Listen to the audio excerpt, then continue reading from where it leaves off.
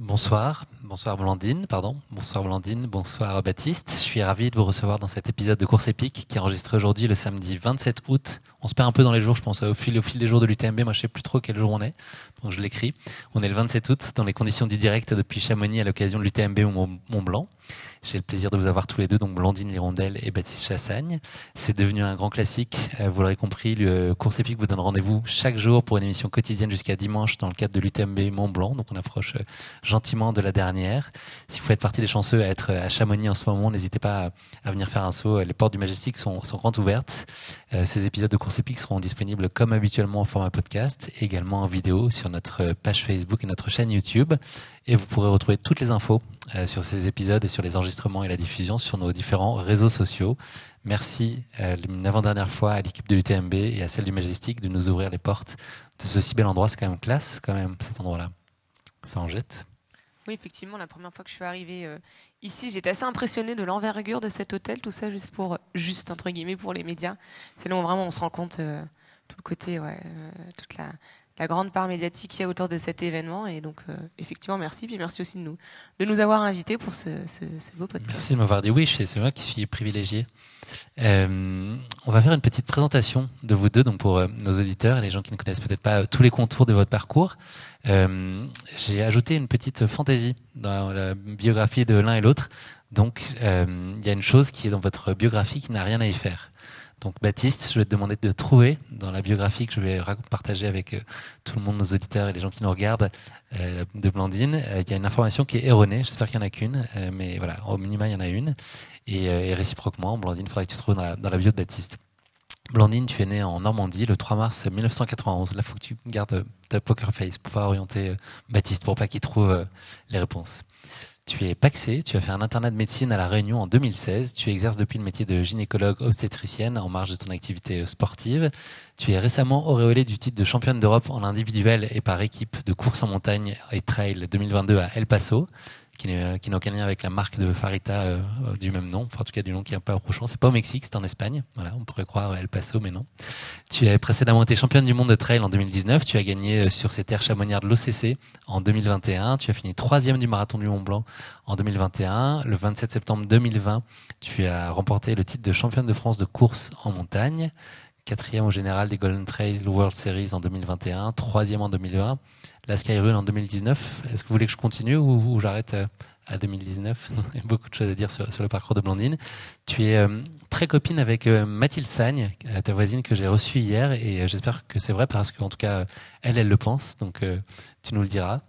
Au jeu de la basket chinoise de course épique, tu avais trouvé un certain nombre de similitudes à l'époque avec le personnage d'Obélix. Tu pourras peut-être nous dire pourquoi, si c'est vrai. Ton animal favori avec ton compagnon Mathieu est un âne. Grâce à toi, on a également appris que le chemin le plus court entre sa maison et le Portugal, c'est de passer par le Mont Ventoux avec un dossard sur le ventre. Tu t'es retrouvé enfermé pendant 3 longues heures dans un entrepôt frigorifique alors que tu préparais, alors que tu étais en pleine session d'entraînement en vue d'un trail qui était prévu en Finlande. Tu as un chien qui s'appelle Floki, mais qui n'est pas floqué, je crois. Tes amis ont été surpris de constater tes performances à haut niveau il y a quelques années, eux qui avaient plutôt l'habitude de constater ton sens de la fête. Ça a été plutôt une surprise pour eux. Enfin, l'une des personnes que tu admires tout particulièrement dans l'environnement trail dans lequel on évolue tous est Maud Matisse, l'athlète suisse. Cherchez l'erreur. Même moi, je sais pas si je retrouve l'erreur. C'est une sacrée biographie quand même. T'as vu? Pas autant. Franchement. Honnêtement, il y a quand même des choses qui me paraissent un peu saugrenues dans le parc. Il y a plusieurs choses qui me font déjà l'histoire de la Finlande. Je sais pas si c'est 3 heures dans un frigo. Je sais pas si c'est possible ou si c'est fantasque. Le fait d'être né en Normandie, je sais pas aussi quand quand on aime les montagnes. Non, j'avoue que le nom du chien, il me paraît plausible. plausible. Ça veut dire quoi, Floki d'ailleurs? Floki, ça veut dire quoi? C'est un phonétique purement? Alors, est-ce que vous connaissez la série Viking? Non. Ça vient de la série Viking. Et il y a un Viking qui est complètement fou. J'aime beaucoup ce personnage. C'est un génie un peu. Hein, c'est un peu un génie, voilà, c'est ça. Et on aimait bien le nom, donc voilà, cette époque-là, on regardait la série et effectivement, elle porte bien son nom parce qu'elle est tout aussi folle que lui. Mais tu t'es pas loin en fait, hein. Et c'est l'entrepôt frigorifique, effectivement. Malheureusement, j'ai Enfin, pas pas que je passé 3 sache, heures en tout dans cas, un j'ai inventé entrepôt. ça. J'espère que ça ne t'est pas arrivé, Voilà. Blandine, je te le souhaite pas. Non, j'espère pas. Mais voilà, tu apprends que je suis normande, effectivement, et que finalement, j'ai vécu 25 ans de ma vie en Normandie sans connaître la montagne, et que j'ai découvert la montagne à 26 ans, à La Réunion, alors que je ne pratiquais aucun sport de montagne. Donc voilà pourquoi on peut dire un peu que je suis Obélix, je suis tombée dedans, et, et ça ne m'a pas quitté. Et puis le chemin le plus court entre chez elle et le Portugal, c'était aussi le Ventoux, où tu as été repéré sans le savoir, sans le désirer pleinement. Voilà, tu t'es retrouvé à être sélectionné en équipe de France un peu par hasard, et on voit ce qui s'est passé depuis. Baptiste, attends. Bon, il a mis la barre haute, j'espère que je vais réussir à trouver Ouais. parmi toutes ces informations. Ouais, parce que j'ai du dossier, j'ai beaucoup de dossiers sur Baptiste. Je t'avoue que j'ai encore plus peur de la biographie. Baptiste, tu as 28 ans, tu es natif de Lyon, tu as obtenu ton bac avec mention très bien en 2011, tu es diplômé de Sciences Po Paris. Depuis tout petit, tu rêves d'être un sportif de haut niveau. Tu es aussi auto-entrepreneur très actif. Tu as créé une boîte qui s'appelle 40 BPM. Tu travailles aussi dans l'univers de la communication où tu conseilles des marques sur leur stratégie. Tu fais aussi de la course à pied. Ça tombe bien. Tu fais partie du team Sidas Matrix. Côté palmarès, tout récemment, tu étais 4e du Lavaredo Ultra Trail, 4e de la Transgrande Canaria un peu plus tôt, 9e ici même sur la CCC. Et si on reste sur les performances UTM béziennes, tu as fini 6e de l'OCC en 2019 et 4e de la MCC en 2018, 4e de la Saint-Élion en 2019, une course qui a, on l'imagine, bien volontiers une saveur toute particulière pour toi. Je fais semblant de ne pas le savoir, mais je sais combien elle compte pour toi. Tu as été également médaillé de bronze au championnat de trail long dès ta première participation en 2019, là aussi. Côté musique, on bascule dans le perso, attention. Tu as un goût certain pour la musique électronique, ce qui ne t'a pas empêché de t'illustrer de 11 à 17 ans dans une fanfare où tu tenais entre les mains un cor de chasse. C'était ton instrument de prédilection dans tes jeunes années. Tu as également une passion avérée pour le sucre et dans un monde idéal, tu pourrais te nourrir uniquement de choux et de grappes de raisin. Tu voues également un fort intérêt à une discipline méconnue et autoproclamée qui s'appelle le ski fitness. Blandine, il y a beaucoup de n'importe quoi dans cette présentation. Il y a beaucoup de n'importe quoi, et bizarrement, je crois à tout ce qui est n'importe quoi. Le ski fitness, l'histoire de la musique, là, je sais plus si c'était la cornemuse. Le corps de chasse. Le corps de chasse, te moque pas. etc.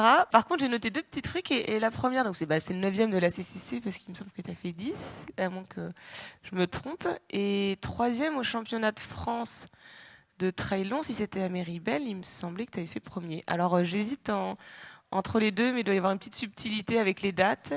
Et puis hier, il me semble que c'était 10. Donc j'ai quand même... Experte, Blandine, t'as l'œil affûté.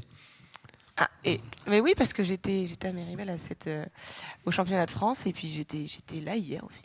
Il y a un moment où j'ai hésité quand tu as dit tu es coureur à pied. Non, je suis randonneur. Voilà. Je vais garder le 9 de la CCC.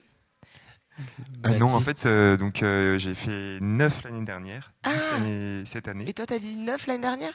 Je crois, j'espère. Sinon, c'est ma faute. Ouais. Ah, c'est moi qui ai mal entendu. C'est le corps de chasse. J'ai pas fait cet instrument de mes 11 à mes 17 ans. Mais de 12 à 16. Ouais, voilà, et du coup, mais le championnat de France à Méribel, t'avais pas fait premier ? Non, malheureusement. Tu me vois plus beau que je ne suis. 3e pour une première, c'était quand même du grand art. Bon, moi, j'étais nul. Mais le corps de chasse... Il y avait Chassagne, ça faisait un petit rappel. Comme je dis, c'était un peu saugrenu, mais ça aurait pu. Ouais, l'idée, c'est que ce soit plausible, effectivement. Je vais présenter très brièvement la CCC pour nos auditeurs et spectateurs qui ne connaîtraient pas en détail la course. Elle est considérée parfois comme la petite sœur de l'UTMB avec ses 100... J'ai l'impression qu'il y a une fête pas très loin. Avec ses 100 km et 6100 mètres de dénivelé positif à travers la Suisse, l'Italie et la France. Cette course emprunte en grande partie le sentier international de grande randonnée du Tour du Mont-Blanc. C'est une épreuve de montagne qui comporte de nombreux passages en altitude dans des conditions pouvant être très difficiles, nuit, vent, froid, pluie ou neige, ou tout ça à la fois, c'est possible, j'imagine, qui nécessite un très bon entraînement, évidemment, un matériel adapté et une réelle capacité d'autonomie. Les premiers kilomètres conduisent rapidement à plus de 2500 mètres d'altitude jusqu'à un exceptionnel panorama face au Mont Blanc et aux Grandes Jorasses. Le passage au Grand Col Ferret marque l'entrée de la course en Suisse où l'on goûtera l'accueil incomparable des bénévoles de la Foulie, de Champais et de Trien. Déjà en France, mais si proche de la Suisse, les coureurs peuvent profiter un instant de l'authenticité et du charme de Valorcine avant de découvrir au terme d'une dernière et impitoyable montée la vallée de Chèzery avec sa vue somptueuse sur le massif du Mont Blanc. Il est alors enfin temps de rejoindre l'arche d'arrivée, chose que vous avez faite tous les deux hier pour notre plus grand plaisir. Les premiers concurrents arrivent en général 10h30 après être partis. Ça a été un peu bousculé hier parce que la course masculine a donné un record et hautement symbolique en dessous des 10 heures. Donc le record a été très largement battu. 26h30 d'efforts attendent par contre les derniers des finishers qui partent pour plus d'une journée sur les sentiers. Cette année, la course comptait plus de 1900 coureurs qui ont pris le départ de cette course vendredi, hier, 26 août, sous une météo qui a été plutôt capricieuse. J'ai une petite question qui pique pour vous avant. C'est une question qui est dans l'émission habituellement, mais là, vous pouvez répondre tous les deux ensemble. Voilà. Donc, vous allez faire équipe. C'est très, très simple. C'est un vrai faux. Est-ce que selon vous, il y a plus de bénévoles sur l'UTMB que de coureurs à la CCC ? Je crois qu'il y a 1900 coureurs à la CCC. Je suis pas sûr. Ouais, c'est ça. 1900. Il vient de le dire. 1900 coureurs. Ah, tu viens de le dire ? J'ai pas toutes les informations. Nous, on veut savoir combien il y a de bénévoles, du coup. Ah oui, ok. Mais ça ne m'étonnerait pas. Je pense qu'il y en a ralenti. Enfin, ça paraît énorme. Ça paraît énorme, mais ça me choquerait pas tant que ça, autant de bénévoles. Moi, je sais qu'il y en a déjà 6 dans la tente des urgences de l'arrivée. Okay. J'ai eu le temps de les compter hier. Et puis après, il y en a quand même beaucoup. Il y en a beaucoup sur la course. Moi, je dirais qu'il y a autant de bénévoles. Il y a au moins 1900 bénévoles. Je sais pas si t'es. Allez, vous avez une réponse concertée qui est celle de Blandine. Bravo. Effectivement, il y a un peu plus de bénévoles que de participants à la CCC. Il y a 1900 participants, je l'ai dit, et 2000 bénévoles sur l'UTMB. Okay. Et donc, je veux en savoir plus sur les 6 bénévoles qui t'attendaient hier. Je sais pas pourquoi, en fait, à chaque fois que je finis un ultra, depuis la Transgrande Canaria, et comme au Lavaredo, je franchis la ligne d'arrivée, j'ai un énorme pic d'euphorie. On est obligé de l'attacher avec la. C'est ça. Sécurité. Les bras derrière. Non, si, c'est vrai. Un énorme pic d'adrénaline. Et ensuite, j'ai une chute, vraiment une grosse chute. Et ça fait 3 fois que je fais un petit malaise. Et je pense que c'est lié à. Déjà, je vais au bout de moi-même. Et puis, je pense qu'aussi, il y a un petit souci sur l'alimentation et sur les minéraux. À chaque fois, ils me disent que je suis un peu juste là-dessus. Donc, généralement, les 2-3 heures après un ultra, c'est vraiment pas très agréable. Mais après, tout va mieux. Donc voilà, il y en avait 6 et je les remercie, ils sont vraiment exceptionnels. Je vous les conseille pas. mais si ça doit en être, ça vaut mieux que ce soit eux que d'autres.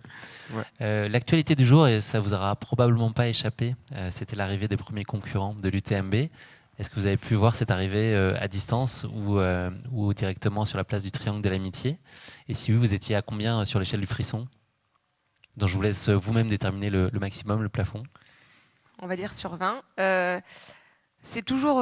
moi, on va pas parler d'agoraphobie, mais je suis pas très à l'aise dans la foule. Donc, mais par contre, j'ai toujours cœur à être sur des arrivées parce que voilà, c'est comme tu dis au niveau des frissons, des émotions, etc.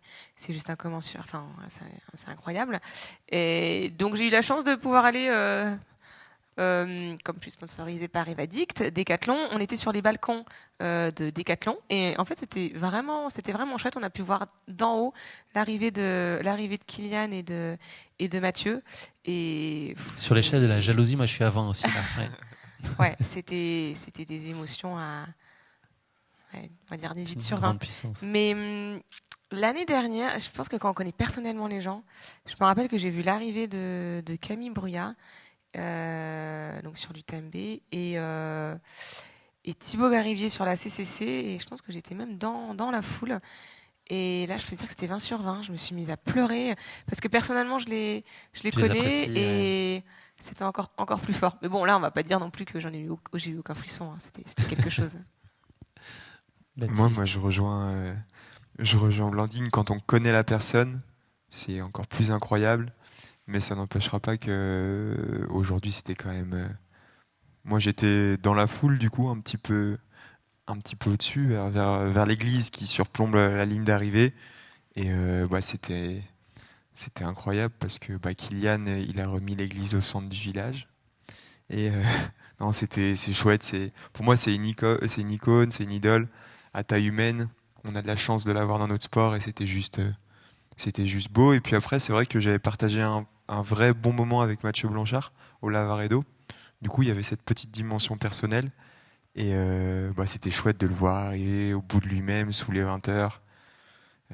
Donc non, c'était vraiment kiffant. Après, j'ai pas vu l'arrivée de Cathy du coup, mais donc je saurais pas dire. Et sur l'échelle des frissons, en lendemain d'ultra, je trouve qu'on a du mal à sentir des émotions.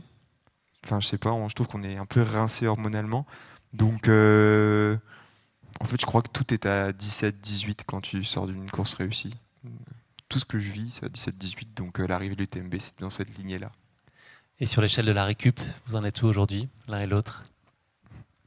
Oula, va falloir attendre un petit peu là. Pour l'instant, on arrive à marcher. C'est une bonne phase. Après, bon, avant que je quitte, enfin qu'on se dise au revoir avec Philippe Propage, mon coach. Alors moi, c'était mon premier ultra. Je m'attendais pas à autant de récup. Il m'a dit, tu fais rien pendant 10 jours. Voilà, pour rien. Donc 10 jours de rien. 10 jours de rien, un peu de vélo, machin. Bon, après, moi, ça me va aussi. Moi, j'aime bien couper. J'avoue que c'est plus facile à faire de rien faire qu'un programme, que de suivre un programme d'entraînement. Donc voilà. Mais je suis assez, assez satisfaite quand même là des sensations d'aujourd'hui. J'avoue que j'ai des petites ampoules sous les pieds, mais sinon musculairement ça va. Donc j'espère que ça va pas, que les douleurs vont pas se déclencher d'ici les jours à venir. Mais ça va. Et moi, sur l'échelle de la récupération, je pense que je suis dans le négatif encore. Et je vais gagner des points petit à petit. Et je rejoins Blandine sur le fait que, moi, je fais exactement la même chose. C'est par dizaines de kilomètres parcourus. Je fais un jour de repos, mais vraiment complet sans sport. Donc là, je pense que je vais faire 10 jours sans sport.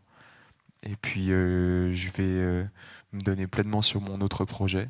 Et ça me donne vachement d'envie, vachement d'enthousiasme. Donc j'ai hâte d'entamer cette période qui se profile. À quel moment vous aviez mis sur votre agenda la CCC? Est-ce que c'était dès la fin de l'UTMB l'année dernière? Toi, Blandine, c'est une course qui est particulière pour toi parce que c'est la première fois que tu t'essayes à ce format 100 km. Est-ce que c'était une évolution naturelle? Est-ce que c'était un passage obligé et un peu semi-contraint? Est-ce que c'était le cœur qui a parlé ou est-ce qu'il fallait y aller parce qu'il fallait y aller? Non, c'était vraiment le cœur qui a parlé. Je suis en train de réfléchir, mais bon, pour être tout à fait honnête, la première course de l'UTMB que j'ai fait, donc c'était l'OCC l'année dernière. Avant ça, j'ai pas une grande expérience de trail et comme je dis, moi je me suis mise il y a 6 ans et ça fait seulement 3 ans que je fais du haut niveau et que je fais du trail en compétition. Et je m'étais dit que j'avais un petit peu du mal à épingler un dossard de l'UTMB. Je pense au côté que certaines personnes, qu'on peut un peu dénigrer, ce côté très médiatique, très et en fait finalement, une fois qu'on fait une course, on a du mal à parvenir. C'est juste exceptionnel en fait, l'ambiance, tout ce qui se passe cette semaine autour de Chamonix, tout. Voilà, je pense que dans une carrière, quand on quand on fait du trail à haut niveau, on est obligé en fait de cocher une de ces courses dans notre calendrier. C'est un peu l'étape incontournable. Après avoir fait l'OCC, j'avais quand même dans un coin de ma tête à augmenter les distances. Et finalement, la CCC est venue tout à fait naturellement. Je voulais absolument pas passer directement sur un ultra trail. Déjà, pour l'instant, ça me vient pas encore à l'idée. J'avoue que de passer une nuit, une journée dehors, je pense que je suis pas encore capable mentalement. Mais le 100 km type CCC qui se court quand même assez vite et qui se fait normalement une bonne journée, ça m'allait totalement. Donc j'ai dû la cocher en tout début de saison et c'était quand même j'avais 2 objectifs en fait à cette saison, c'était les championnats d'Europe et la CCC et non, ça fait longtemps que j'avais envie de la faire. C'est des choix concertés avec Philippe, avec Eva Dict, ou est-ce que c'est toi qui Pas vraiment. Je suis assez libre pour ça. C'est vraiment moi qui avais envie. J'avais surtout envie de cette année de faire une petite transition. Donc, j'ai quand même fait des courses un peu plus courtes, notamment les championnats d'Europe. Et puis là, je vais m'engager sur les courses des Golden Trail. Et en même temps, certaines courses un petit peu plus longues dans la CCC. Et l'année prochaine, peut-être, voilà, juste voir si cette année, c'était pour savoir si j'allais déjà apprécier ce type de distance, si j'allais mon corps allait le supporter aussi. Finalement, ça s'est très bien passé. Donc, c'est vrai que l'année prochaine, là, c'était un coup d'essai. Et l'année prochaine, on va concrétiser vraiment voilà, sur les 80-100 km. Et puis, bon, on verra dans 2-3 ans si l'envie me vient de faire encore plus long. Je me laisse toujours un peu de suspense, même à moi. Baptiste. Moi, la décision de courir, elle a été prise au soir de la CCC de l'année dernière, qui était mon premier. Je suis comme Blandine, je considère pas que la CCC c'est un ultra. Pour moi, l'ultra, vraiment, tu passes la nuit dehors. La CCC, c'est une longue bouambée, une très longue course. Et donc, c'était ma découverte de ces formats longs. Et j'ai couru en gestion. J'ai fait une course, on va dire, intelligente par l'arrière. Et je m'étais promis de revenir cette année euh, pour être plus audacieux, en connaissant déjà la course. Et c'est ce que j'ai fait. Donc la participation, la décision de la participation remonte à 1 an, 366 jours maintenant. Vous êtes tous les deux dans des teams qui ont des démarches singulières. Est-ce que vous pourriez nous en parler chacun? Et singulière et vraiment qui apporte quelque chose, je trouve, de nouveau, qui bouscule un peu l'existant. Baptiste, on a déjà reçu certains de tes partenaires de jeu, notamment Simon, qui est cofondateur du team Sidas Matrix. Et puis Baptiste, un autre Baptiste, Elon Reich, qui était sur la MCC en début de semaine. Est-ce que tu peux nous en parler? Quelle est la vision? Comment tout ça trouve sa place? Et toi, de quelle façon aussi tu veux contribuer? Alors le team Sidas Matrix, c'est une structure de performance qui vise le trail, qui vise le haut niveau. Dans le trail, ça a été créé il y a 4 ans par Thomas Janichon et Simon Gosselin, donc les deux cofondateurs.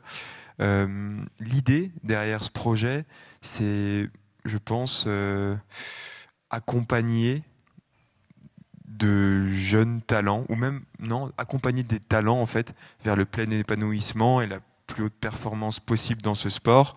Et la typicité du projet, il réside en 2 points. La première chose, c'est vraiment qu'on est calqué en fait un peu sur le modèle des équipes de vélo. Donc je vais citer AG2R Citroën et Groupama FDJ, au sens où c'est une structure indépendante, où Sidas et Matrix, 2 partenaires majoritaires, viennent nous accorder leur confiance et prendre le naming du team. Donc cette notion d'indépendance, elle est quand même assez forte. Avec donc l'athlète au centre de l'écosystème, c'est-à-dire que on a tous le même responsable de leur performance et entraîneur Simon, le même team manager Thomas, une préparatrice mentale, on a un suivi sur la nutrition. Voilà, c'est vraiment un écosystème de performance au sein duquel l'athlète se trouve, au centre. Et la deuxième atypicité, c'est le concept, c'est la performance responsable. C'est un concept qu'on a mis sur la table dès le début. Et ça veut dire quoi, la performance responsable? C'est être responsable vis-à-vis de l'athlète et de l'humain qu'il y a derrière. Donc il y a vraiment cette notion de bien-être. C'est pas seulement des athlètes qui courent, c'est aussi des êtres humains qui vivent. Et on se dit que pour qu'un athlète soit performant, il faut qu'il soit épanoui et responsable à l'égard du terrain de jeu. Et c'est d'ailleurs la raison pour laquelle demain, par exemple, Simon Gosselin et Thomas Génichon, ils seront acteurs de la fresque du climat qui sera menée par Xavier Thévenard et Kylian Jornet, parce qu'ils ont beaucoup à dire et à revendiquer sur le sujet. Je vais peut-être noter une troisième chose, c'est juste la puissance que ce team il te procure quand tu es athlète. Hier, moi, j'ai vécu un truc de ouf, mais vraiment, au kilomètre 85, ils étaient une trentaine. Tous les athlètes, ils étaient là, du team, et ils m'ont fait une hola à la sortie de Valorcine. Et je souhaite à tout le monde un jour de vivre cette boule de joie qu'on a à l'intérieur. Ça a explosé, j'ai eu un petit cri de joie, c'était trop bon, quoi. Et voilà, je crois que la typicité du team réside là, dans ce côté meute, mais pas fermée, inclusive. On était 30, il y avait plein de gens qui n'étaient pas du team, mais qui étaient là avec nous. C'était trop beau et du coup, j'en profite pour leur dire merci. En fait, c'est ça qui est ressorti à ta ligne d'arrivée. C'est cette boule là qui t'ont transmis. Et 1h30 plus tard, pouf. Et pouf, bien sorti. Et direction. Et après, elle est venue me taper derrière la tête. Secours. Elle va te coucher. C'est ça. Blandine, toi, tu as rejoint le team Avedict de trail qui a été lancé en ce début d'année.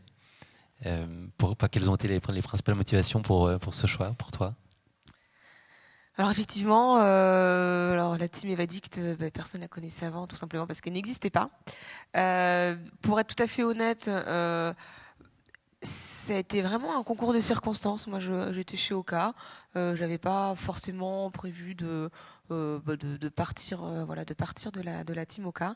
Et Thierry Breuil, peut-être que vous connaissez, qui est, enfin, qui est responsable, on va dire, des chaussures de chez Evadict, et Olivier Laboussole, le patron d'Evadict, m'ont contacté un beau jour, en fin d'année dernière, pour faire voilà, un petit visio et me présenter leur projet. Donc je les ai eus et au bout de 5 minutes de conversation, déjà il y a eu un feeling, il y a eu quelque chose. J'ai senti cette... c'est drôle parce qu'ils avaient vraiment préparé leur truc, et on sentait dans leurs paroles leur motivation, leur détermination, voilà, on sentait qu'ils avaient envie de construire quelque chose de grand, et qu'ils avaient vraiment envie de moi là-dedans. Au début, quand ils m'ont parlé de cette team 100% féminine, j'ai eu un petit... Je me suis dit, ah non, tout m'a l'air très bien, mais là, 100% féminine, moi qui suis gynéco, je bosse qu'avec des filles, je bosse pour des filles, j'avais envie, je me dis, mince, est-ce que ça va bien se passer? Je sais comment c'est un petit peu le... Et bon, il y a eu juste cette petite chose-là qui m'a un peu posé le doute, et sinon, ouais, on a fait 1 heure de visio, et enfin, c'était magnifique, ouais, comme je dis, encore leur détermination.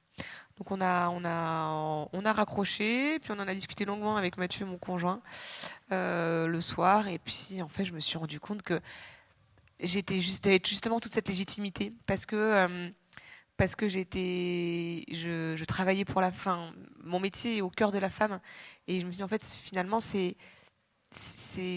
voilà, j'ai toute cette légitimité à faire partie d'une team 100% féminine. Euh, on a un peu construit cette team entre guillemets autour de moi, euh, ce qui fait que toutes les athlètes féminines ont, enfin, on va pas dire qu'on a construit autour de moi, mais j'ai pu donner un peu mon avis. Ils voulaient savoir, voilà, en fonction d'athlètes féminines qui je voyais bien dans la team, etc. Et en fait, il y a aucun, enfin, j'avais peur un peu d'une ambiance un peu crépage de chignon, je dis ça en rigolant. Et en fait, ça se passe super bien. Il y a une bienveillance, il y a quelque chose, voilà, de tout particulier entre nous, entre les 11 nanas qui y sont. Donc ça, c'est génial. Et aussi, on peut penser qu'Evadict, c'est Decathlon et c'est une énorme marque. Et en fait, finalement, c'est impersonnel. Parce qu'en fait, Evadict, c'est une petite marque du groupe Decathlon. Enfin, c'est une marque du groupe Decathlon. Ils sont 27 employés, entre guillemets, si je puis dire ça, parce qu'en fait, ils n'aiment pas trop qu'on dise employés. 27 évadictiens qui sont à fond quand ils ont appris qu'il y aurait une team 100% féminine, quand ils ont appris qui serait dans la team, ils ont été mais tout aussi. J'ai retrouvé cette jovialité que Thierry et Olivier euh, m'avaient partagé. Et on a fait un premier regroupement à Lille dans les locaux Decathlon. On a pu rencontrer les membres de la famille Evadict. Là encore, sur cet événement UTMB, ils sont venus. Et un peu pareil que Baptiste, c'était incroyable parce ils ont essayé de me suivre sur tous les points. Enfin, j'avais l'impression qu'ils faisaient de la téléportation. Je sais pas comment ils se débrouillaient, mais il y avait du monde de partout. Ils avaient beau être à 2 kilomètres en dessous, je les entendais crier mon nom parce que je pense qu'ils devaient voir sur le live. Enfin, et, et arriver à la ligne d'arrivée, et de voir leur joie, leur fierté, enfin ouais, c'est des choses quand même qui marquent beaucoup. En fait, de se dire que j'ai vraiment ressenti, enfin la sensation de courir pour des gens qui ont foi en toi. Enfin, ouais, je pense que j'ai un peu ressenti ce que tu as ressenti aussi, sans la Ola. Ou quoique, je pense qu'ils auraient peut-être. Je te dis ça, mais en fait, ils en ont fait une aussi. Ils étaient pas, peut-être pas autant. Et c'était pas au kilomètre 85. C'était à Champé d'ailleurs, ils en ont fait une. Mais voilà, un petit peu. Peut-être que je me suis perdue sur Evadict Women Team là, mais voilà un petit peu le projet et ce pourquoi j'ai intégré cette team, et je pense que ça a été le meilleur choix que j'ai jamais fait. On le sent en tout cas, on sent beaucoup de sincérité dans ce que tu dis. Blandine, cette année 2022, elle a été aussi marquée pour toi par une opération. Est-ce que c'est une période que tu as gérée de façon assez sereine? Et puis, est-ce que tu as été surprise du peu de temps finalement qu'il t'a fallu pour retrouver ton niveau et puis tout de suite avoir des résultats très spectaculaires entre le temps de l'intervention et le moment où tu étais sur les podiums? Il y a eu très peu de temps. Voilà, comment tu as vécu toute cette période? Bah effectivement, en fait, ça fait une petite année que je me traîne une douleur à la jambe droite que j'arrivais pas. Moi-même, en étant médecin, j'avais éliminé plein de choses, hein, le côté musculaire, neurologique, carentiel, osseux. Je trouvais pas, et j'avais un peu mis ça sur le coup de la vieillesse. Je me disais que c'était un peu dommage. Ça faisait que 3 ans que je courais. Ouais, je m'étais fait un peu une raison, mais du coup, j'avais toujours cette appréhension d'aller courir, en me disant que j'allais avoir mal, j'avais un peu perdu la motivation, etc. Et puis en mars là, de cette année, Stéphane Berzol, qui est le médecin de l'équipe de France de trail, m'a un petit peu susurré à l'oreille cette idée d'endofibrose. Alors, c'est quand même une pathologie assez rare qui se retrouve surtout chez les cyclistes professionnels, voilà, on peut avoir un terrain un terrain de prédisposition, et le sport de haut niveau, enfin le sport intensif va développer, voilà, va générer cette pathologie. Et une fois que j'ai enfin découvert que c'était ça, ça a été vraiment, déjà rien que le diagnostic, ça a été la délivrance en fait, de savoir que c'est pas dans la tête, qu'il y a vraiment quelque chose, que ça se soigne. Donc finalement, j'ai super bien géré parce que en fait, je savais que j'allais me faire opérer, j'allais avoir 6 semaines de off. Après, on avait un peu estimé à 6 semaines de réathlétisation et de reprise. Mais je savais que ce serait je savais que ce serait pour recourir sans douleur et pour retrouver voilà, la joie que j'avais avant. Et effectivement, dès que j'ai repris mon premier footing,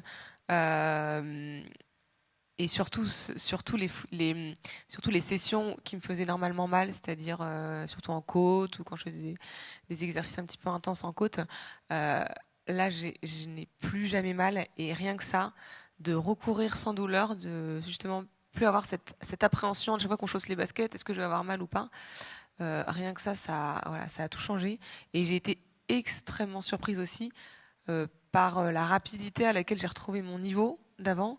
Et même, je pense même être plus forte, avoir été plus forte après ces 6 semaines de coupure que ce que je n'étais avant. Donc voilà, je pense que vraiment ça a mis un point d'honneur sur l'entraînement. Finalement, il faut vraiment pas lésigner la récupération et le repos, parce que moi je pense que j'ai vraiment fait du jus pendant ces 6 semaines, physique et mentale, et ça a vraiment permis de faire une belle saison.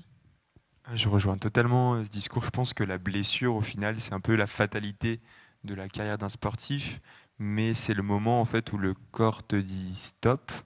Et on a souvent constaté que des athlètes revenaient plus forts parce qu'en fait, ça leur permettait d'assimiler 2 ou 3 saisons de travail intensif, et ils reposaient toutes les bases. Enfin, c'était vraiment le mot assimiler. Parce qu'en coupure, une coupure estivale, on s'arrête 2 ou 3 semaines, mais on n'a pas vraiment le temps de digérer. Et du coup, moi, j'ai eu une fracture de fatigue au sacrum. Ça m'a mis sur le carreau un peu plus longtemps. Mais j'ai vraiment senti en fait que j'ai assimilé 3 ans de travail pour me permettre de passer un nouveau cap. Et mentalement aussi, on a envie de Ouais, revenir plus fort. carrément. Avec la rage un petit peu. Vous avez été tous deux auréolés de très belles performances ces dernières semaines, ces derniers mois.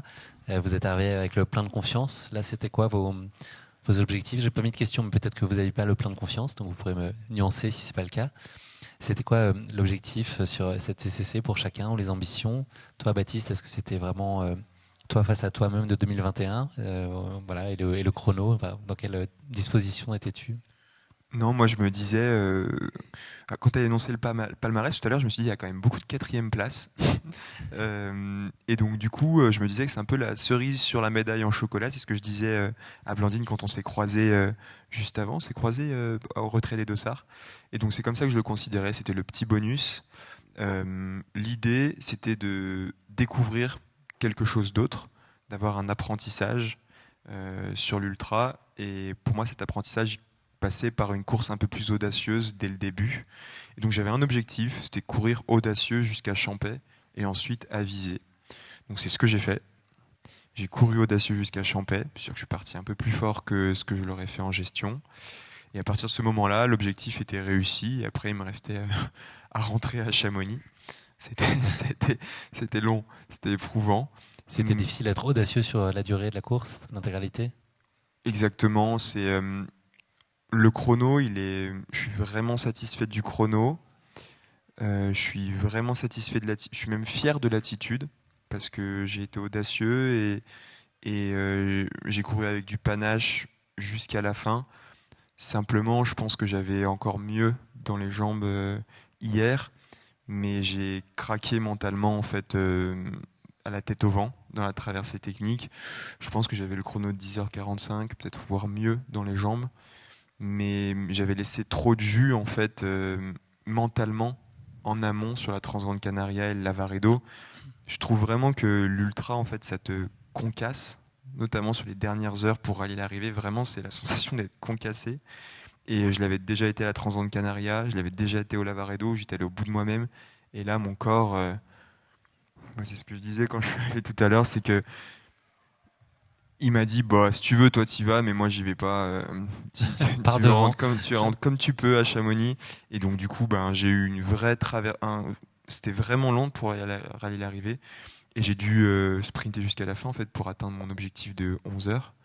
Et que que je passe de 5 secondes, 10h59 et 55 secondes. Du coup, ça bascule du bon côté. Je pense que pour 5 secondes, j'aurais été un peu frustré si c'était dans l'autre sens. Et donc là, je coche cet objectif. Donc voilà, pour répondre à ta question, après avoir fait un long détour, mon objectif, c'est de courir audacieux jusqu'à Champais et poursuivre mon apprentissage de l'ultra via une stratégie de course différente. Et il accomplit. Quand tu dis le mental crack, ça veut dire quoi? C'est quoi les messages? Qu'est-ce qui t'envoie? C'est des messages à répétition, arrête, tu pourras pas, tu n'arriveras jamais là-bas? Non, c'est une satisfaction de ce que tu as déjà pendant la course. Donc tu n'es plus capable d'aller chercher mieux. Tu défends ton acquis. Et moi, c'est ce que je me suis dit. Je suis top 10, premier français dans mon tableau de route pour faire moins de 11 heures. Et du coup, en fait, je me suis satisfait de ça. Et j'ai pas réussi à avoir le supplément d'âme que j'avais pu avoir à la Transgrande Canaria et au Lavaredo pour aller chercher peut-être encore un petit peu mieux. Là, je me suis juste dit assure. Et en fait, ça se traduit aussi par une extrême lassitude.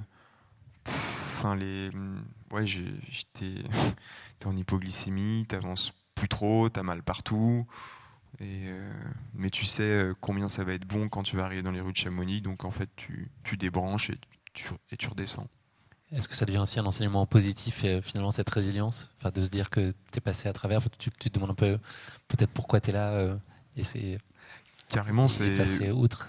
Moi, je suis hyper fier de ce que j'ai réalisé hier parce que j'étais dans mon tableau de route. Vraiment, j'ai rempli mon objectif de courir audacieux et ensuite après j'ai fait le dos rond. J'ai fait le dos rond et j'ai le roseau. Il était un peu tordu, mais il n'a pas craqué. Et c'est cool. Je suis content. Ce que Baptiste ne dit pas, c'est qu'il a mis 19 minutes de moins que l'année précédente. Oui, c'est vrai. C'est aussi, j'imagine, une source de satisfaction. Ouais, je perds une place au classement. Donc ça sous-entend, enfin ça amènera peut-être un autre débat, mais ça veut dire combien ça allait vite. Combien ça allait vite et combien la discipline, elle est en train d'exploser. Et puis, moi, il y a un truc qui m'a vraiment marqué dans le top 10 que j'ai regardé, c'est quand j'ai vu les petits drapeaux à côté des prénoms, et il n'y avait pas un drapeau pareil. Et il y avait tous les continents, quoi. Et c'est là où tu te dis, ben, l'UTMB, c'est vraiment la finale, et c'est le centre, le cœur de la saison, trail.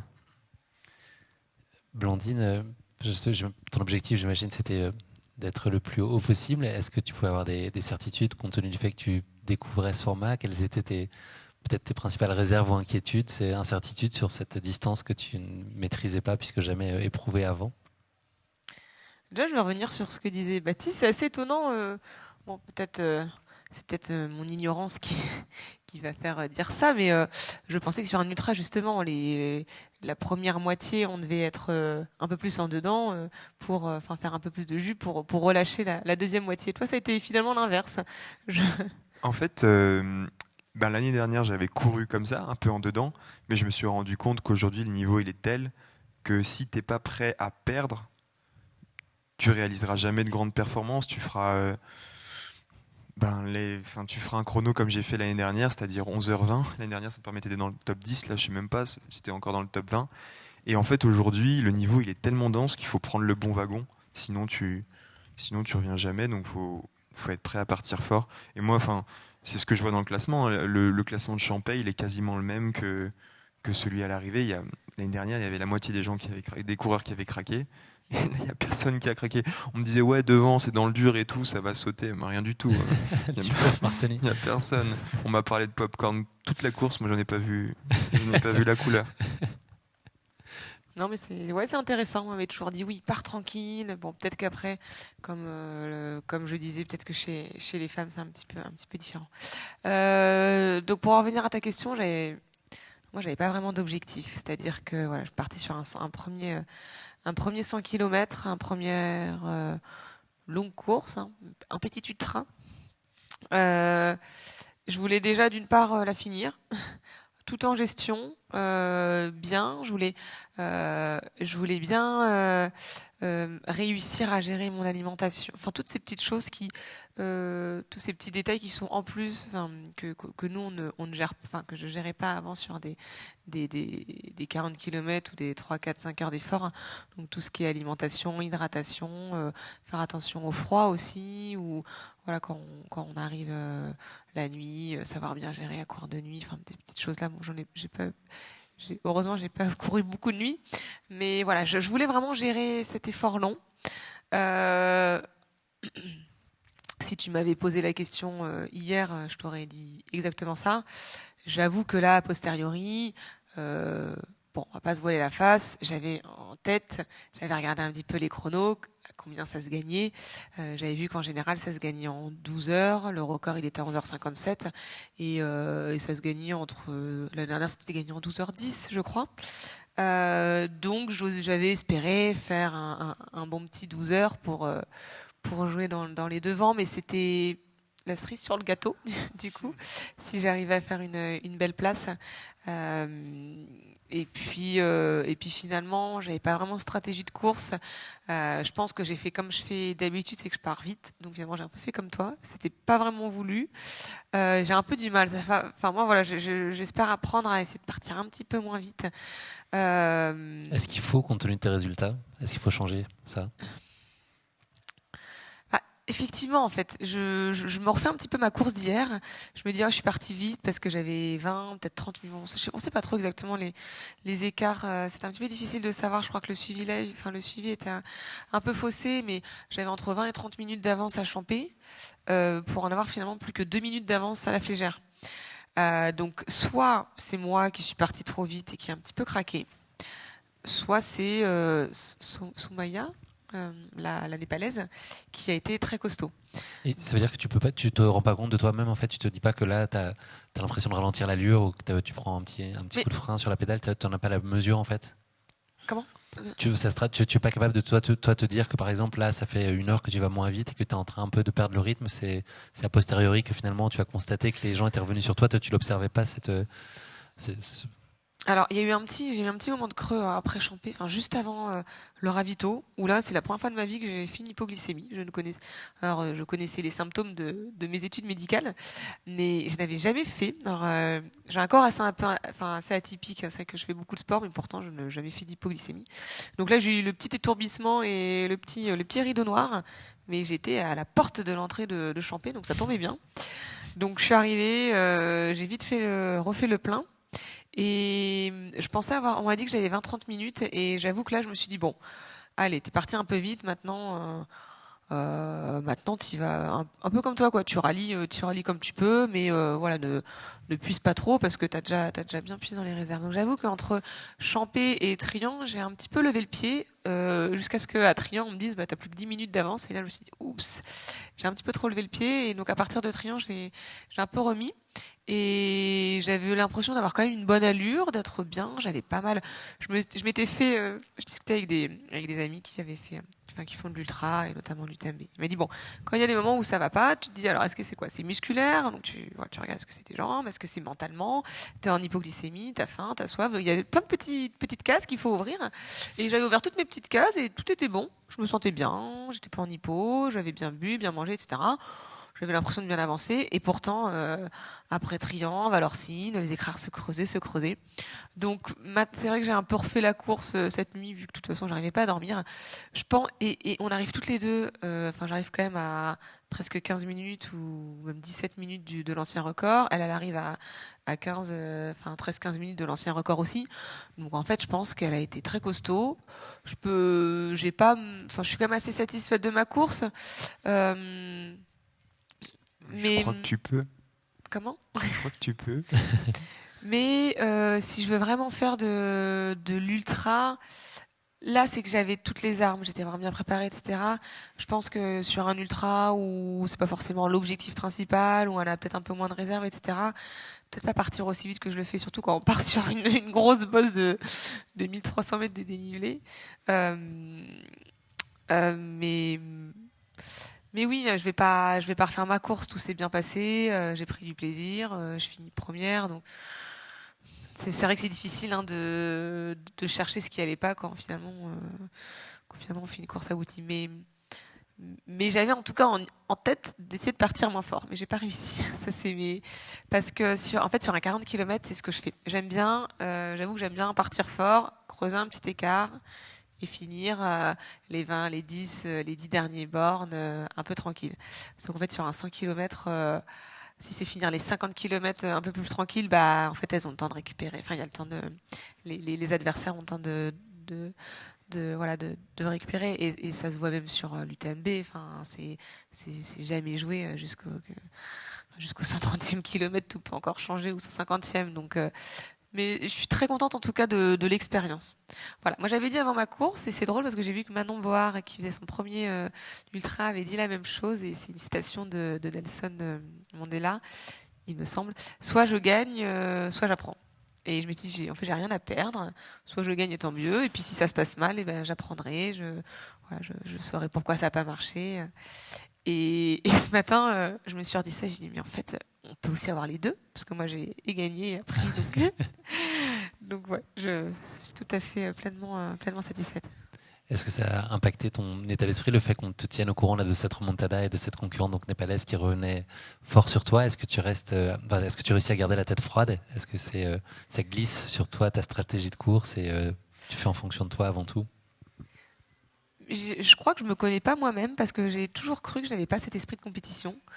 Mais pourtant, quand on me disait que les écarts se creusaient, en fait, je vissais quoi. Et le pire, ça a été à la Flégère, quand j'arrive juste au niveau du télésiège de la Flégère, et que je me retourne et que je vois justement Soumaya, qui était à 200 mètres. Enfin, je la voyais, en fait, elle était juste là. J'avais l'impression qu'elle était à côté de moi.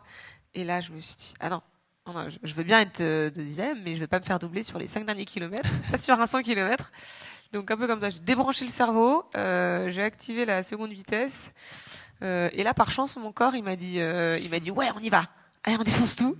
Et du coup j'ai vraiment tout lâché dans la descente, et finalement je pense que ouais, je dois avoir cet esprit quand même ce mental où je suis un peu une lâche rien parfois.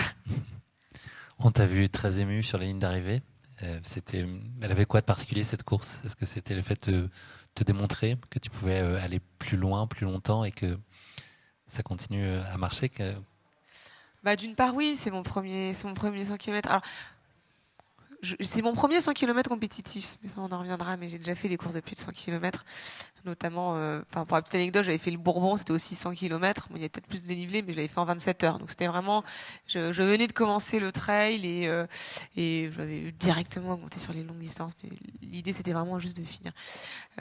Donc oui, c'était mon premier 100 km compétitif, et je pense que je suis un peu comme Baptiste, mais un peu en fait que finalement comme tous tous les sportifs, quand on fait ces sports d'endurance, on a tellement d'émotions, on a une décharge d'adrénaline, une décharge d'hormones, d'endorphines, et chacun l'extériorise différemment. Moi, c'est vrai que j'ai les larmes faciles. J'ai les larmes très faciles. Donc, oui, il y a le fait, effectivement. Et puis, on peut pas ne pas avoir d'émotion sur une ligne d'arrivée de l'UTMB quand il y a cette foule qui est là, pour.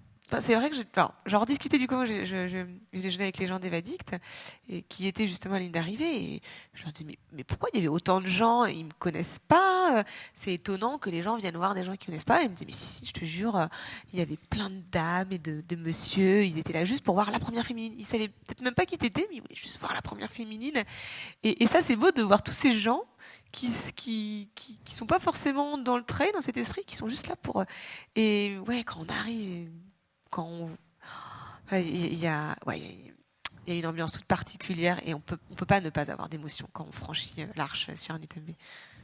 Moi, je pense qu'il y a un contrat tacite. Enfin, je sais pas, les chamoniards, ils se passent le mot et ils se disent, il faut que chaque coureur, on lui offre un moment incroyable.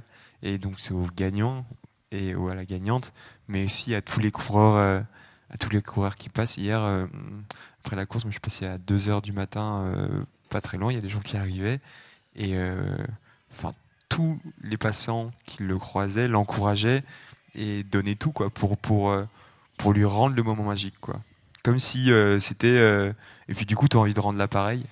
Tu as envie de rendre l'appareil, comme se dire, bah, la prochaine fois que ce sera à moi, j'espère que les passants m'encourageront de la même manière. Donc comme s'il y avait un contrat, en fait, et c'est assez dingue à vivre.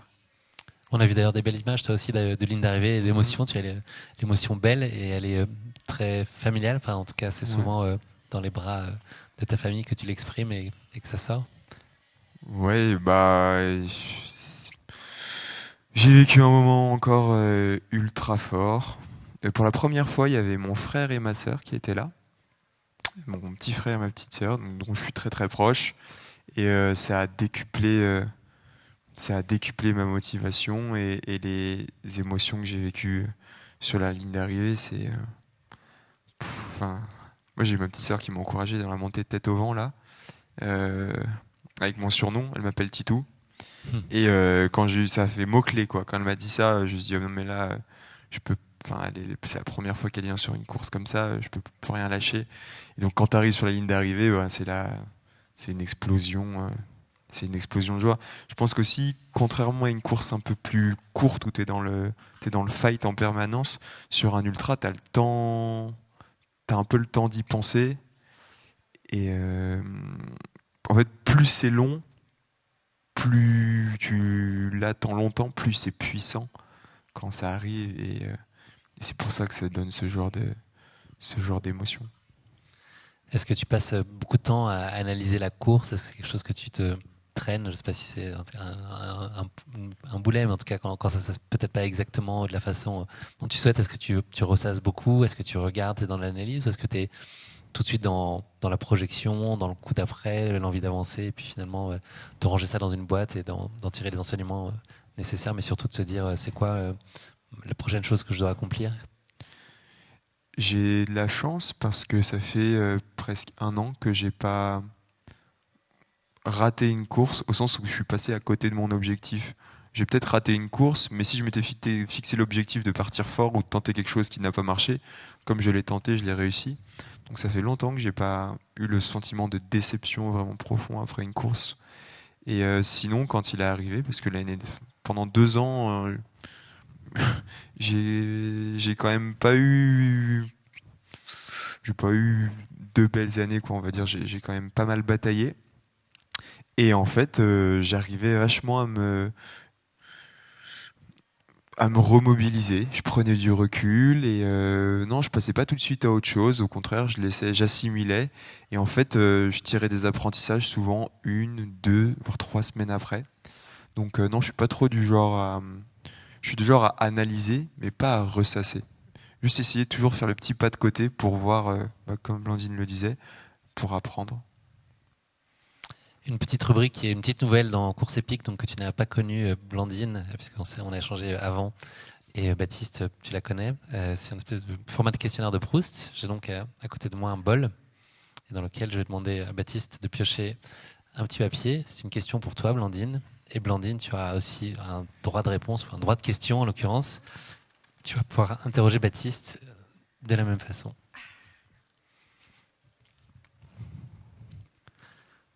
Dites-nous tout. Déjà, c'est extrêmement lisible et bien écrit. Ça n'est pas mon œuvre. Ah, c'est pas toi. Non. Blandine, quelle est la personne vivante que tu admires le plus? C'est profond comme question. C'est profond et c'est une personne vivante que j'admire le plus. Je pense que ça va être Mathieu, mon conjoint. Comme je disais, vous n'étiez pas là dans les. On n'enregistrait pas ce moment-là, c'est juste On avant le début n'enregistrait de pas, l'émission. mais c'est quelqu'un qui est extrêmement présent. Je pense que s'il n'avait pas été là, j'en serais pas là où j'en suis aujourd'hui, d'un point de vue professionnel et surtout d'un point de vue sportif. Il m'épaule tout le temps. Je l'admire parce que sa place est extrêmement. En fait, il est hyper investi. Il est très investi dans mon milieu sportif. C'est un passionné. Et il a cette place un peu ingrate d'être l'homme de l'ombre qui en fait énormément et qui n'a pas, entre guillemets, les avantages, la gloire ou tout ce que nous on reçoit, alors que lui il donne de son temps, de sa personne, de son énergie, de beaucoup de choses. Je pourrais pas dire tout voilà. On y passerait la nuit si je faisais tout ce qu'il faisait pour moi, pour me faciliter la vie et j'admire ça en fait, son dévouement, et il n'attend rien en retour et ça c'est juste mon plaisir et mon amour et ça c'est très beau. C'est le prof des hommes de l'ombre, je crois qu'ils aiment pas trop la lumière du coup. Mais... c'est chouette. Et toi Baptiste, qu'est-ce qu'un jour parfait pour toi? Un jour parfait pour moi. Un jour parfait pour moi, c'est un dimanche. C'est ma journée préférée. Même le dimanche soir qui pose souvent question. Justement, non, justement, c'est l'avantage de quand t'es freelance, t'es ton propre patron. Moi, le dimanche, c'est une journée productive. Et du coup, j'ai aucune nostalgie à la fin du dimanche. Me dire, je reprends la semaine, non. Donc, du coup, ça commence assez tôt par une bonne séance de trail à Combloux, idéalement, chez moi. Ensuite, une petite récup à vélo où je vais aller faire le Bétais, c'est un col à côté de chez moi, et l'Altiport de Megève, meilleure route pour faire du vélo. Ça m'amène aux alentours de la mi-journée. Là, un bon petit déjeuner, tranquille, enfin un bon déjeuner, pardon. Avec du chou. Ouais, et du raisin à la limite. Il paraît que t'es un fan absolu, c'est ton équipe qui t'a balancé, m'ont balancé en haut de Grand Col Ferret pendant la nuit. Là, ils m'ont raconté carrément, tout ça. C'est vrai. Mais bon, c'est plutôt bon pour la santé, donc c'est cool. Absolument. Et ensuite, ça s'enchaîne par regarder un peu du sport à la télé, me faire rêver un petit peu. Et ensuite, prendre un petit apéro avec les potes ou avec mes proches et regarder le soleil se coucher sur le Mont Blanc. Et me dire qu'il y a bientôt une course qui me fait rêver, qui arrive et que je suis en forme. Voilà, c'est ma journée parfaite. C'est vendeur, hein. Où est-ce qu'on s'inscrit? Là, tu trouveras les inscriptions. Il n'y a pas beaucoup de dossards. Je ne sais pas si tu as les Running Stones qu'il faut. On va bientôt approcher de la fin de cet épisode. Baptiste, tu l'as dit, et puis personne ne peut le contester, cette année, elle a validé pour toi de façon très certaine une progression. Le bilan de la saison, il est hyper positif. Comment se dessine la prochaine? C'est quoi les envies? C'est vraiment difficile de... En fait, j'ai envie d'avoir l'attitude pondérée de celui qui profite sans se projeter, parce que c'est ce qu'on me conseille de faire et parce que je pense que c'est ce qu'il est bon de faire. Mais je crois qu'on a toujours un petit peu envie de plus. En fait, clairement, l'année prochaine, moi, mon objectif, c'est l'UTMB, je pense. J'en suis sûr. Donc l'UTMB 2023, dans l'idée de capitaliser sur tous les apprentissages que j'ai fait cette année, donc pas faire autant d'ultra. Là, j'ai appris, ça y est. Et donc maintenant, c'est vraiment capitaliser sur cet apprentissage pour arriver prêt pour l'UTMB 2023. Et voilà, moi j'ai une vision où je me dis qu'à 3 ans, j'aimerais monter sur le podium de l'UTMB. Donc l'année prochaine, ce sera une saison pour s'en rapprocher. La première brique. Comment? La première brique, UTMB, Ouais, le repérage. exactement. Première brique. Là, j'ai repéré la fin du parcours. Déjà, c'est long. Rendez-vous en 2025, donc ici même, pour célébrer cette victoire ou ce podium en tout cas. Ouais, la 3e marche du podium, ça va aussi. Et ce sera la même stratégie audacieux jusqu'à Courmayeur et après on rallie comme on peut. C'est très audacieux quand même. Je pense que sur 100 km, ou en tout cas, c'est difficile de parler en kilométrage, mais jusqu'à 12-13 heures d'effort, je pense que c'est indispensable d'avoir cette stratégie, de courir de l'avant. Après, sur 20 heures et plus, je pense que là, pour le coup, c'est beaucoup plus audacieux et voire même impossible. Donc l'idée, c'est d'apprendre l'année prochaine, mais clairement, c'est de pas partir la fleur au fusil et vraiment partir en gestion. En fait, cette ligne d'arrivée, elle me fait trop rêver au quotidien pour prendre le risque de ne pas la franchir. Donc je préfère partir en gestion et être sûr de la franchir que de prendre tous les risques au risque de ne pas la franchir. Blandine, tu as un programme automnal qui s'annonce des plus agréables puisque tu vas prendre la direction des États-Unis. Tu as 2 courses, je crois, qui t'attendent là-bas, dont une dans le cadre des Golden Trail Series. Corrige-moi si je dis des bêtises. Effectivement, là, les Golden Trail vont faire deux courses à une semaine d'intervalle, mais ce qui permet en fait ce qui permet aux athlètes européens de se rendre aux États-Unis et voilà de profiter un peu d'avoir un seul billet aller-retour pour faire deux courses des Golden Trail. J'avoue que donc il y a la montée sèche, enfin la montée de Pikes Peak Marathon, les 20 km, donc c'est pas le marathon de 40, c'est juste la montée de Pikes Peak, 20 km et 2000 dénivelés. Qui finit à 4000 ou un truc comme ça. Exactement, qui finit à 4000, qui part à 2000, qui finit à 4000. Et la semaine d'après, c'est Flagstaff, dans le pays de Jim. Flagstaff Marathon, 27 km et 1500 mètres de dénivelé, quelque chose comme ça. Une course assez nerveuse, assez rapide. J'aime bien aussi ce genre de course. C'est vrai que je suis encore un peu polyvalente cette année. C'est une bonne préparation et surtout, c'était aussi l'occasion de me rendre aux États-Unis. J'ai un de mes frères qui habite aux États-Unis et on avait prévu en fait tous les deux de se rejoindre aux États-Unis. Donc je lui ai dit, écoute, c'est l'occasion. Lui, il adore me suivre aussi sur les courses. Il a déjà prévu de faire Flagstaff. Donc on va se prendre une petite voiture et on va faire un peu de camping voilà, sur les 2 semaines. Et je vais pouvoir profiter. C'est aussi des belles courses quand même, les Golden Trail.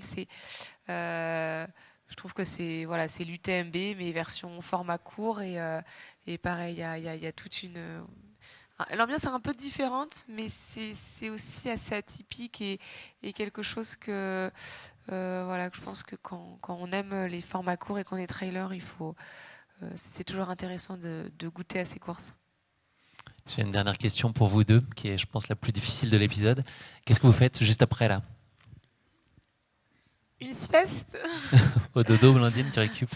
Non, là il est quelle heure? Moi je vais aller je vais retrouver du coup Mathieu et ma Floki et je pense qu'on va aller prendre le van et qu'on va essayer de se mettre dans un endroit un peu tranquille parce que c'est génial comme on dit toutes ces émotions mais le monde, la foule, il y a beaucoup d'animation, de monde et ça peut être un peu fatigant surtout quand on a comme tu disais un peu les hormones au plus bas et voilà il y a toute l'adrénaline qui redescend et on a juste envie finalement de se mettre un peu dans son coin au calme. Donc je pense qu'on va faire ça, on va prendre le van, on va essayer de trouver un endroit pas trop loin non plus, mais voilà au frais, en bord de rivière. On va passer, on a des petites bières au frais dans notre frigo, on va s'en ouvrir une et on va faire une bonne nuit parce que lui non plus n'a pas dormi de la nuit et puis demain on va repartir à notre chez nous et puis continuer notre vie normale. Et moi, juste après, c'est un apéro, une soirée du team qu'on essaye un peu de de ritualiser chaque année à l'UTMB le samedi soir pour conclure cette semaine en beauté au bistrot des Cristalliers. Voilà, ça porte. C'est une invitation. Je crois que c'est assez petit. Les auditeurs l'entendront demain, donc voilà, tu seras en train de récupérer de cette soirée, de cette folle soirée au moment où l'adresse sera communiquée. Voilà, donc aller trinquer. Et c'est ça qui est chouette, c'est que dans ce team, cette semaine, il y a eu des bonnes choses, il y a eu aussi des déceptions. Et en fait, on va tous se retrouver là et il y aura de la joie quoi qu'il arrive. Et c'est cool. Merci beaucoup à tous les deux pour votre disponibilité et puis la richesse de nos échanges. C'était une évidence avec vous, il ne pouvait pas en être autrement. Voilà, et toi, tu fais quoi après ? C'est très ouvert. Ce genre de réponse. Tout est possible. Non, moi j'ai fait le suivi UTMB cette nuit, donc j'ai peu dormi aussi, mais il est encore tôt, 7h27. Et je peux te poser une question du coup, c'est quoi l'image de l'UTMB qui t'a marqué à chaud comme ça ? Ouais, l'arrivée de Ludovic Poinret. Ok. Ouais. Ça m'a pris au trip vraiment. C'était hyper puissant. Je ne sais pas si vous l'avez vu.